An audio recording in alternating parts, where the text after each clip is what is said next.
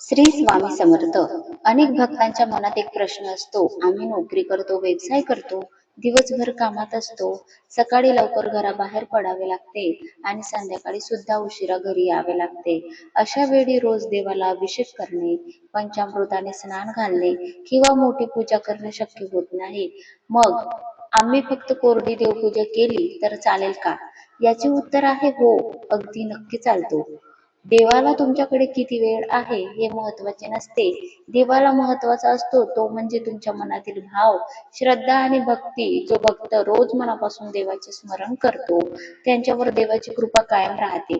त्यामुळे वेळेअभावी तुम्ही कोरडी देवपूजा केली तरी ती पूर्णपणे योग्य आणि शास्त्रमान्य मानली जाते. आता कोरडी देवपूजा म्हणजे काय?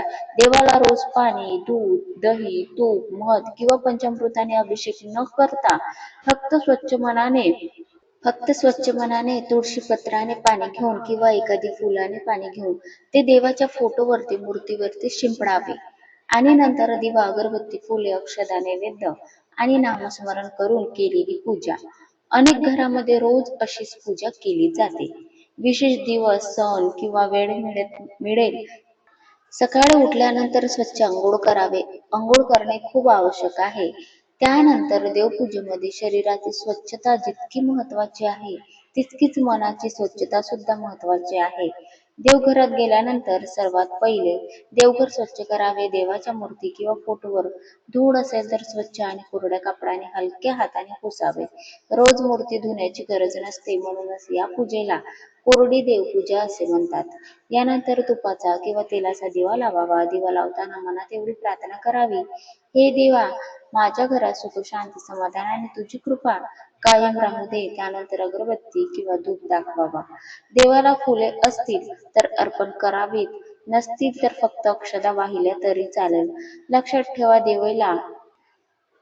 ठेवा, देवाला मोठ्या वस्तूंची गरज नसते. श्रद्धेने अर्पण केलेली एक अक्षदाही देव आनंदाने स्वीकारतो. देवाला कोमेजलेली फुले अर्पण करू नये, वाळलेली फुले अर्पण करू नये, तर स्वच्छ फुले रोज अर्पण करावी. रोज मोठा नैवेद्य करण्याचीही गरज नाही. घरात असलेली साखर, खडीसाखर, गूळ, फळ किंवा त्या दिवशी तयार केलेल्या जेवणातील थोडासा भाग देवाला दाखवावा. देवाला पदार्थापेक्षा भक्तीचा भाव अधिक प्रिय असतो. यानंतर आपल्या इष्टदेवतेचे नाव घ्यावे. ओम कुलदेवताय नमः. ओम नमः शिवाय. श्री स्वामी समर्थ. श्रीराम जय राम जय जय राम. ओम भगवते वासुदेवाय नमो नमः. किंवा आपल्या उपास्य देवतेचा म्हणजे आपला कुलदेवतेचा मंत्र श्रद्धेने म्हणावा. वेळ कमी असेल तर फक्त 2 मिनिटे डोळे बंद करून यापैकी जो कोणता आपल्याला मंत्र आवडतो आहे तो म्हणावा. शेवटी आरती करून हात जोडून प्रार्थना करावी, हे देवा, माझ्या कुटुंबावर तुझी कृपा राहू दे. आम्हाला चांगले आरोग्य, योग्य बुद्धी, प्रामाणिकपणा आणि संकटांना सामोरे जाण्याची ताकद दे. एवढी साधी प्रार्थना देखील देवापर्यंत नक्कीच पोहोचते. अनेकांना वाटते की रोज अभिषेक केला नाही तर देव रागावतील, पण तसे अजिबात नाही. देव प्रेमाचा भुकेला आहे, दिखाव्याचा नाही. रोज 2 मिनिटे श्रद्धेने देवाचे नाव घेणारा भक्त देवाला अधिक प्रिय असतो, कारण देव भक्ताच्या मनातील भावना पाहतो. जर तुम्ही नोकरी करत असाल, व्यवसाय करत असाल किंवा घरातील जबाबदाऱ्यामुळे वेळ मिळत नसेल, तर मनात कोणताही अपराध न ठेवता देवाला तुमची परिस्थिती माहीत असते. त्यामुळे रोज साधी कोरडी देवपूजा करा. सुट्टीच्या दिवशी किंवा सोमवार, शुक्रवार, पौर्णिमा, अमावस्या, एकादशी, चतुर्थी किंवा सणाच्या दिवशी वेळ मिळाला तर तेव्हा निश्चितच चांगला अभिषेक घाला. छान पूर्णपणे पूजा करा. लक्षात ठेवा, देवाला रोज तासभर पूजा करण्यापेक्षा रोज 5 मिनिटे प्रेमाने केलेली पूजा अधिक प्रिय असते. पूजा मोठी असण्यापेक्षा ती नियमित असणे महत्वाचे आहे. एक दिवस खूप मोठी पूजा करून 8 दिवस पूजा न करण्यापेक्षा रोज काही मिनिटे श्रद्धेने केलेली ही कोरडी पूजा सुद्धा देव स्वीकारत असतात. देवपूजा अधिक श्रेष्ठ मानली जाते.